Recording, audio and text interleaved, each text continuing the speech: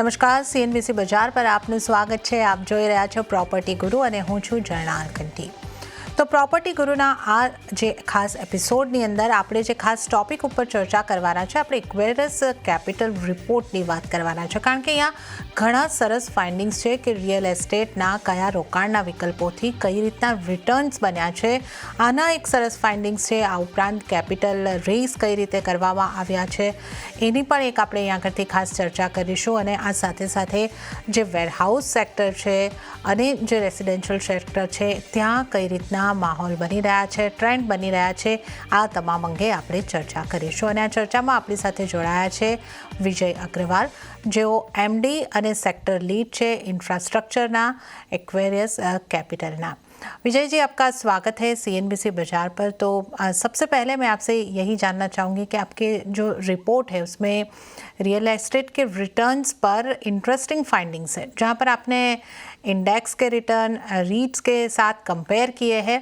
तो सबसे पहले तो मैं चाहूँगी कि आप मेरे दर्शकों को बताएं कि क्या फाइंडिंग्स रही है, किस तरीके के रिटर्न्स बने हैं रियल एस्टेट को लेकर. धन्यवाद फॉर इनवाइटिंग मुझे यहाँ बुलाने के लिए. देखिए, एक रियल एस्टेट मार्केट हम परसेप्शन देखते हैं कि एक साइक्लिकल बिजनेस है और उसमें हम लोगों को एक देखना पड़ता है कि एक स्टेबल रिटर्न कहाँ बन रहा है. तो एक बहुत अच्छा ऑब्जर्वेशन आया था कि जो रिट्स हैं वो एक अच्छा स्टेबल रिटर्न दे रहे हैं. अगर हम एक लास्ट 1 ईयर का अगर हम रिटर्न देखें उसमें तो करीब 15% का रिटर्न रिट ने डिलीवर किया है, जो कि एक स्टॉक मार्केट पर्सपेक्टिव से अगर हम राकेश झुनझुनवाला जी की एक बात को याद रखें तो उन्होंने कभी बोला था कि अगर 12 से 13% स्टॉक मार्केट में आपको रिटर्न मिल रहा है तो आप महाराजा हो करके. और अभी वो जो है वो चेंज होकर 15% के करीब आ गया है रियल एस्टेट में. ठीक है, रिट में रिटर्न जो बढ़ने का कारण है, एक तो उनका एग्जिस्टिंग पोर्टफोलियो का रेंट बढ़ रहा है और उनका नया नया स्पेस एडिशन हो रहा है हर एक रिट में. तो इसके कारण उनका NAV बढ़ते जा रहा है और मार्केट प्राइस बढ़ते जा रहा है. तो इसके कारण रिट्स ने बहुत अच्छा परफॉर्मेंस किया. उन्होंने लास्ट 1 मंथ में 2.2 दिया है और ओवरऑल ईयर में उन्होंने 15% रिटर्न दिया है. और अगर हम लोग ये small cap, mid cap and large cap में देखें तो उसमें अराउंड स्मॉल कैप ने बहुत अच्छा रिटर्न डिलीवर किया है 1 ईयर में 17%. लार्ज और मिड कैप ने 1 सिंगल डिजिट रिटर्न डिलीवर किया है, लाइक 3% एंड 7% टाइप में लार्ज और मिड कैप ने, जो कि कंपेयर टू रिट्स हैं उससे कम है, एक्सेप्ट फॉर स्मॉल कैप. और रेट ने बेटर रिटर्न डिलीवर किए हैं मिड कैप और लार्ज कैप स्टॉक से बेसिकली. तो ये एक रिटर्न का एनालिसिस रहा है. इसका एक रीजन ये भी आ रहा है कि जैसे लास्ट 4 महीने में हमने देखा स्टॉक मार्केट में बहुत नर्वसनेस आ गई थी और ग्लोबल अनसर्टेनिटी बढ़ रही है. तो देखिए, अब एक मार्केट में हो रहा है कि एक जनरल परसेप्शन बन रहा है कि शायद रियल एस्टेट का सेल थोड़ा कम होगा. बट वो अगर हम सबके Q&A के कमेंट्री देखें तो वो दिख रहा नहीं है, क्योंकि सब प्लेयर्स ने अपना सेल ग्रोथ बताया है. तो ये एक मार्केट का रियलिटी है. આગળથી આપણે જે જોઈ રહ્યા છે કે જે રિટર્નની અહીંયા આગળથી આપણને આપણા સ્ક્રીન પર પણ તમે જોઈ શકો છો કે રીટ્સ દ્વારા 12 મહિનાની જો આપણે વાત કરીએ તો સૌથી વધારે 15.2% રિટર્ન જે છે એ અહીંયા આગળથી આવતા દેખાયા છે. લાર્જ કેપમાં આ 1 વર્ષના રિટર્ન નેગેટિવમાં છે. અને જો આપણે જોઈએ સ્મોલ કેપ, મિડ કેપ, તો અહીંયા આગળ સ્મોલ કેપમાં એક સારા રિટર્ન બનતા દેખાઈ રહ્યા છે. એટલે અહીંયા ઇક્વિટીમાં આપણે જે રિયલ એસ્ટેટના પ્લેયર્સ છે, જે લિસ્ટેડ પ્લેયર્સ છે, એની અહીંયા આગળથી ખાસ વાત કરી રહ્યા છે. તો રિટર્ન વાઇઝ રીટ્સે અહીંયા આગળથી સારા रिटर्न ચોક્કસપણે આપ્યા છે. अभी ये जो हम यहाँ पे बात कर रहे हैं, जो नंबर्स विजय जी हमारे सामने हैं उसको हम देखते हैं. तो जिस तरीके से आपने भी बताया कि जो रिटर्न बने हैं उसमें हर टाइम फ्रेम पर, यानी कि आपने 1 महीने, 3 महीने, 6 महीना और साल भर की बात की, क्लियरली ज़्यादा रिटर्न रीट्स में दिखाई दे रहे हैं. इसके क्या रीज़न है जो रीट्स अच्छे रिटर्न दे पा रहा है? इसके 2-3 कारण हैं। एक तो जो रिट्स में अंदर जो लीजेबल एरिया है, वो बहुत अच्छी क्वालिटी का, उनके टेनेंट्स अच्छी क्वालिटी के हैं और कई माइक्रो मार्केट में जो उनके रेंटल्स है वो रीनिगोशिएट हो रहे हैं। तो इसके कारण रिट्स की जो इनकम है ईयर ऑन ईयर वो बढ़ रही है। और तीसरा कारण है कि रिट्स नए स्पेस एक्वायर कर रहे हैं। जैसे अगर हम देखें तो माइंडस्पेस रिट ने एक एक्विजिशन अनाउंस किया अभी रिसेंटली क्यू सिटी का। अगर आप ब्रुकफील्ड का भी देखेंगे तो उन्होंने एक लास्ट ईयर में एक large acquisition 2 million square feet plus का अनाउंस किया था। एम्बेसी ने एक पाइपलाइन बनाई हुई है, वो एक्विजिशन करते जा रहे हैं एम्बेसी ग्रुप के एसेट्स का। तो इसके कारण ओवरऑल जो है आपने उन्होंने कैपिटल रेज नहीं किया है, कई जगह उन्होंने रेज भी किए, कई जगह नहीं किए हैं, लेकिन जो एग्जिस्टिंग इन्वेस्टर है उनका रिटर्न बढ़ते जा रहा है इसके कारण। ये एक मेरा काउंटर क्वेश्चन है कि जो ऑफिस स्पेस में भी हम जो देख रहे हैं कि ऑफिस स्पेस की डिमांड यहाँ पे बढ़ती हुई दिख रही है, जो एब्जॉर्प्शन जो है वो भी अच्छा हुआ है, तो ये भी एक वजह है कि जो रीट्स में हमें रिटर्न्स ज़्यादा अच्छे बनते हुए दिखे हैं। हाँ, ये तो डेफिनेटली है। देखिए, अगर आप ऑक्यूपेंसी देखेंगे तो रिट्स में मोटा मोटी 90 to 95% के करीब की ऑक्यूपेंसी है। बहुत अच्छी ऑक्यूपेंसी मानी जाती है रियल एस्टेट मार्केट के हिसाब से। और अगर हम देखें ओवरऑल इंडिया में तो अराउंड हैदराबाद मार्केट में अराउंड 8 मिलियन स्क्वायर फीट का एब्जॉर्प्शन हुआ है। बैंगलोर मार्केट में करीब 12 to 13 मिलियन स्क्वायर फीट का हुआ है। पुणे मार्केट में करीब 4 to 5 मिलियन स्क्वायर फीट का, रफली अराउंड ऑल ओवर इंडिया हम देखें तो 30 मिलियन स्क्वायर फीट का एब्जॉर्प्शन हुआ है। और ये एब्जॉर्प्शन इंक्रीज हो रहा है। तो ये क्या हो रहा है कि ये एब्जॉर्प्शन कुछ रिट के स्टॉक्स का हो रहा है और कुछ नॉन रिट के स्टॉक्स का हो रहा है। इसके कारण भी जो ऑफिस में डिमांड आ रही है वो रिट के लिए बहुत पॉजिटिव है, क्योंकि उनके जो रेंटल्स हैं, जो माइक्रो मार्केट में रिट का स्टॉक है, वहां के रेंटल बढ़ रहे हैं। तो मैं एक एग्जांपल देता हूं कि हैदराबाद का अगर हम मादापुर मार्केट देखें तो एक जमाने में वहां पे करीब 60 रुपए करीब रेंटल चलता था, जो अभी 80 रुपए का रेंटल हो गया है। तो जो भी लीजेस रिन्यूअल के आ रही है ये टाइम पे, वो 80 रुपए से रिन्यू हो रही है। तो अब ऑफिस का स्पेस का डिमांड बढ़ेगा तो आपका रेंटल भी बढ़ेगा हर एक माइक्रो मार्केट में। और एक एक्सपीरियंस ये बोलता है कि लोग जो है एग्जिस्टिंग जो ऑफिस स्पेस है वो लोकेलिटी को पहले प्रेफर करते हैं रादर देन न्यू लोकेलिटी, जब तक कि प्राइस एडवांटेज बहुत नहीं मिलता है। देखिए, इसमें क्या होता है कि आपका जो ह्यूमन कैपिटल है उसको ट्रैवल करना पड़ता है, तो उसका भी आप ध्यान रखते हैं। और दूसरा ये है कि आप मल्टीपल लोकेशन की जगह सिंगल लोकेशन में एक्सपांड करना ज्यादा प्रेफर करते हैं, जिससे आपके एम्प्लॉयज को तकलीफ कम हो। તો इसके कारण भी आपका रेंटल बढ़ता है। ક્વેરિયસ કેપિટલનું રિપોર્ટ છે એની વાત કરી રહ્યા છે કે એની અંદર આપણે અત્યાર સુધી જે આ શોની અંદર ચર્ચા કરી છે કે રિયલ એસ્ટેટ સેક્ટરમાં રોકાણના તમે ત્રણ અલગ અલગ રીતે જો અહીંયા આગળથી રોકાણ કરતા હોય, અહીંયા આપણે જે ઘર ખરીદે છે એની અત્યારે વાત નથી કરી રહ્યા, પણ જે રિયલ એસ્ટેટના સ્ટોક છે એની અંદર આપણે એક રોકાણ કરી શકીએ છીએ અને રીટ્સની અંદર જો રોકાણ કર્યું છે તો આ બેમાં તમને કઈ રીતના રિટર્ન મળી શકે છે, ભૂતકાળમાં મળ્યા છે, એની કમ્પેરિઝન આપણે અહીંયા આગળથી સ્ક્રીનની ઉપર જોઈ રહ્યા છે। તો આપણે 4 ટાઈમ ફ્રેમની વાત કરી રહ્યા છે, 1 મહિનો, 3 મહિના, 6 મહિના અને 12 મહિના। અને આ જે સરખામણી આપણે જોઈ રહ્યા છે, રીટ ક્લિયર વિનર છે। 1 મહિનામાં 2% રિટર્ન જે બની રહ્યા આપણે જોઈ શકીએ છીએ, જે બાકીના mid cap, small cap, large કેપના જે સ્ટોક છે, રિયલ એસ્ટેટ પ્લેયર્સના જે સ્ટોક છે, લિસ્ટેડ કંપનીઓ છે, એના દ્વારા જે રિટર્ન બન્યા છે એની સરખામણીમાં વધારે છે। એ જ રીતે 3 મહિનામાં પણ 10% સુધીના રિટર્ન મળ્યા છે। 6 મહિનાના જોશો તો થોડા રિટર્ન 3 મહિના કરતાં ઘટ્યા છે, પણ તો પણ આ કમ્પેરિઝનમાં આ અહીંયા આગળથી આપણે જોઈ શકીએ છીએ કે કમ્પેરેટિવલી સારા રિટર્ન છે, 7.9% અને 12 મહિનામાં 15.2%ના રિટર્ન આપણે જોઈ શકીએ છીએ। અને લાર્જ કેપમાં એક 3 મહિનામાં સારા રિટર્ન છે, પણ વાર્ષિક ધોરણે જો જોઈએ તો એ નેગેટિવ થઈ જાય છે। સ્મોલ કેપમાં સારા રિટર્ન છે। સ્મોલ કેપની અંદર તમે જુઓ 1 મહિનામાં 17% સુધીના રિટર્ન છે, 3 મહિનામાં 30% સુધીના, 6 મહિનામાં 15 અને 12 મહિનામાં 17% જેવા રિટર્ન અહીંયા આગળથી આવતા જોવા મળ્યા છે। તો રીટ્સ અને ત્યારબાદ સ્મોલ કેપ કંપનીઓનો સારા રિટર્ન બની રહ્યા છે। विजयजी साथ आप आगे વધારે આના અંગે बात करिए। विजय जी, ये जिस तरीके से हम देख रहे हैं मार्केट प्लेयर की, जो अगर हम बात कर ले तो small cap real estate players के यहाँ पे क्लियर विनर बनते हुए हमें दिख रहे हैं। उसके बाद मिड कैप का परफॉर्मेंस है और लार्ज कैप का सबसे कम रिटर्न के मामले में परफॉर्मेंस हम देख रहे हैं, और ईयरली बेसिस पे तो वो नेगेटिव में भी जाता हुआ दिख रहा है।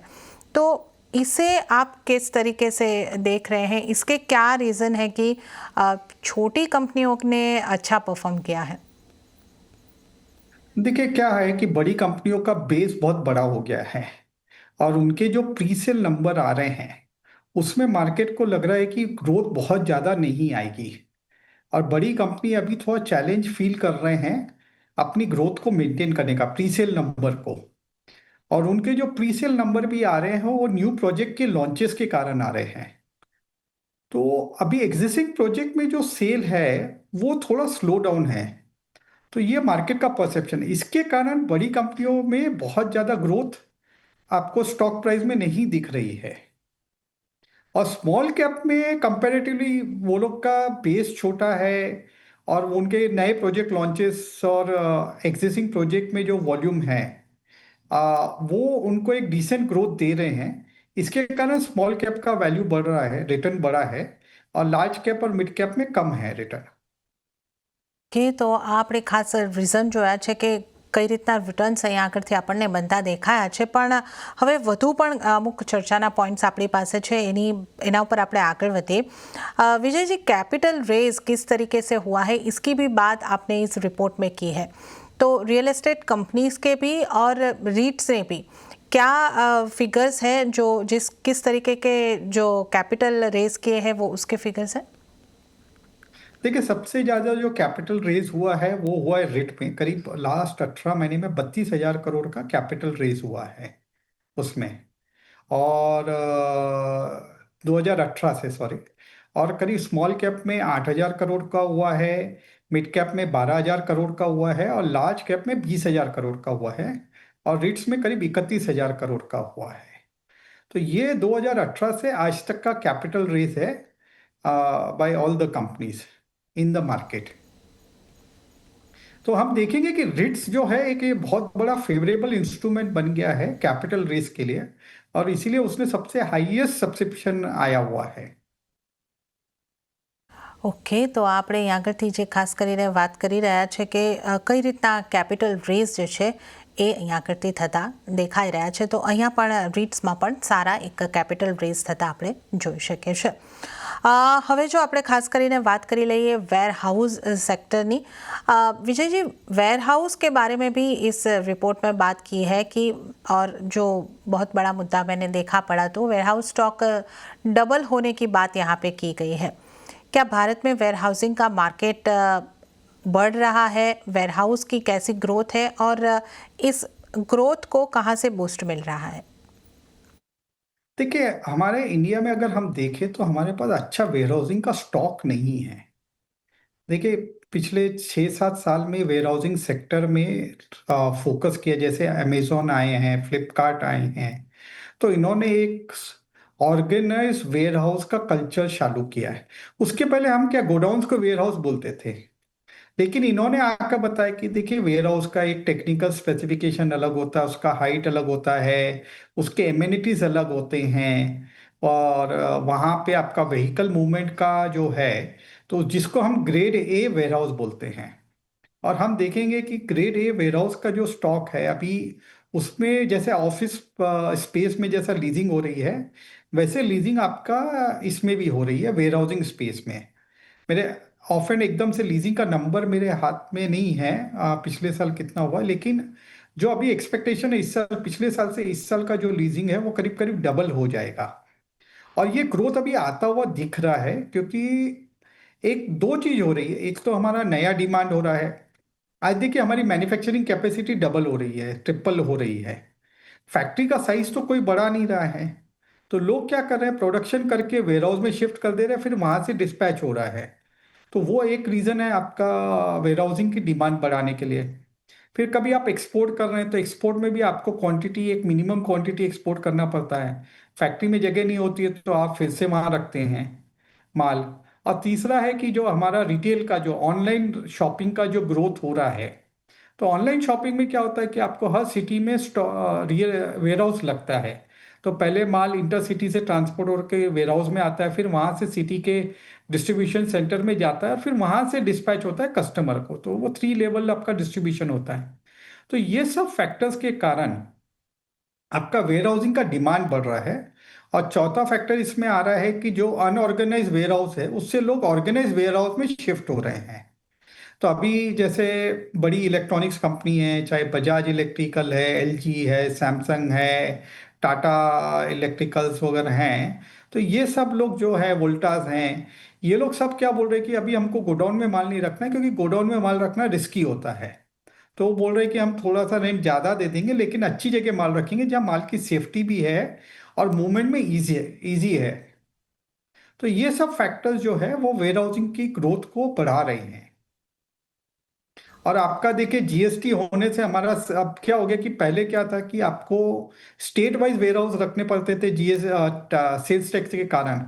अब जीएसटी आने से आप क्या कर रहे हैं कि आप लार्ज वेयर हाउस, अब ये कॉन्सेप्ट आ गया mother warehouse and baby warehouse. तो आप लार्ज वेयर हाउस, हो सकता है इंडिया में आपने 10 क्रिएट किए हैं जहाँ से पूरा सेंट्रलाइज माल जा रहा है, फिर वहां से वो रीजनल वेयर हाउसेस को कर रहे हैं या डायरेक्टली कस्टमर को डिस्पैच कर रहे हैं। डीएफसीज बन रहे हैं, तो डीएफसीज के अलोंग भी आपके वेयर हाउस बन रहे हैं। और अगर हमने एक गति शक्ति टर्मिनल का सुना है, तो उसमें क्या हो रहा है कि रेलवे टर्मिनल भी बना रहे हैं और वहां पे वेयर हाउसिंग बन रही है।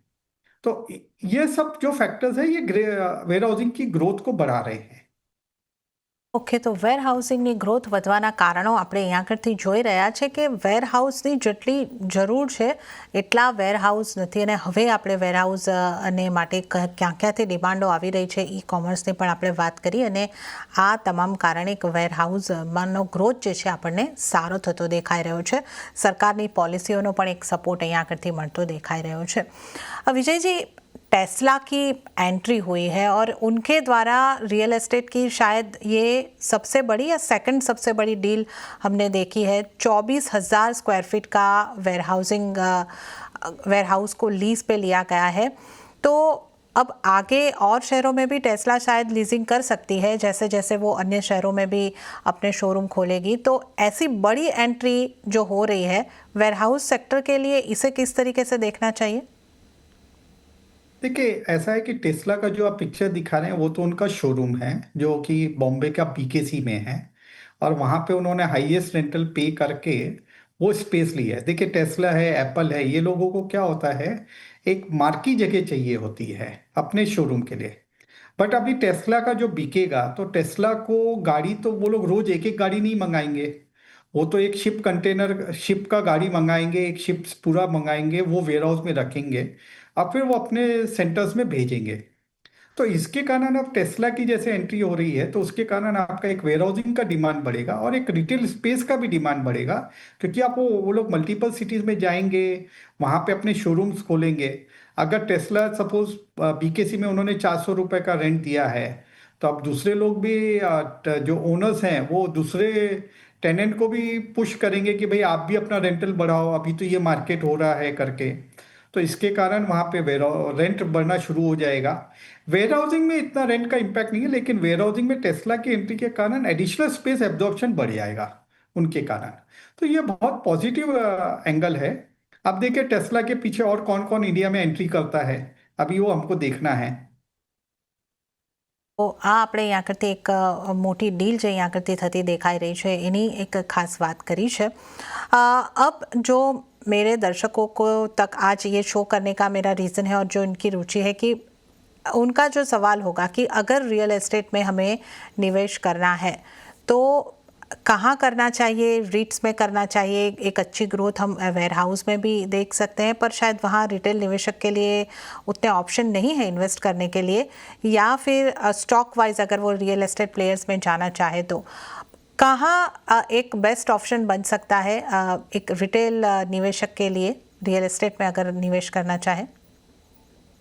देखिए, रिटेल इन्वेस्टर के लिए मेरे हिसाब से रेट एक बहुत अच्छा ऑप्शन है। और दूसरा, वो लोग जो है सिलेक्टेड स्टॉक जो हैं, जो रियल एस्टेट कंस्ट्रक्शन और जिनका अपना रेंटल पोर्टफोलियो भी है, वो ऐसा सिलेक्ट स्टॉक में कर सकते हैं कि जैसे आपके पास में ओबराय है, लोडा है, प्रेस्टीज है और फिनिक्स है।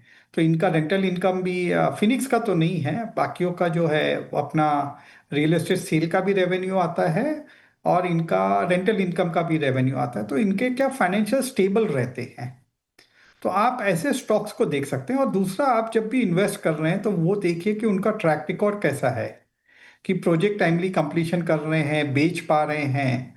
तो ये सब फैक्टर्स जो हैं वो निवेशकों को देखना पड़ेगा बिफोर इन्वेस्टिंग। ઓકે, તો અહીંયા આગળથી જે રિટેલ નિવેશકોની જો આપણે વાત કરીએ તો તમારે ખાસ કરીને તમારી રોકાણ માટે એક સિલેક્ટેડ સ્ટોકમાં જઈ શકો છો અથવા રિટેલ નિવેશક માટે એક રીટ સારો ઓપ્શન અહીંયા આગળથી હોઈ શકે છે. તો આ આપણે ખાસ કમ્પેરિઝન કરી અને ક્યાં કઈ રીતના રોકાણની તક બની શકે છે, પાછલા રિટર્ન કેવી રીતના બન્યા છે એની ખાસ અહીંયા આગળથી चर्चा करी है. विजय जी, आपका बहुत बहुत धन्यवाद. आप हमारे साथ इस शो पर जुड़े और आपने हमें वक्त दिया और ये चर्चा में हिस्सा लिया. आपका बहुत बहुत धन्यवाद. ધન્યવાદ. તો પ્રોપર્ટી ગુરુના આ એપિસોડની અંદર તો હાલ પૂરતું આટલું જ, પરંતુ આપને જતાં જતાં ખાસ જણાવી દઈએ કે આપને જો રિયલ એસ્ટેટને લગતા કોઈ સવાલ હોય તો અમને લખી મોકલો છો. અમારું ઈમેલ એડ્રેસ જે છે propertyguru@nw18 છે. તો આપને કયા લોકેશન પર કઈ રીતની પ્રોપર્ટીની ઈચ્છા ધરાવો છો, બજેટ શું છે, આ તમામ અમને જણાવીને મોકલશો. તો આ સાથે જ પ્રોપર્ટી ગુરુના આ એપિસોડની અંદર તો હાલ પૂરતું આટલું જ. હાલ મને પણ આપશો રજા, પણ વધુ અપડેટ અને સમાચારો માટે આપ જોતા રહો CNBC બજાર. નમસ્કાર.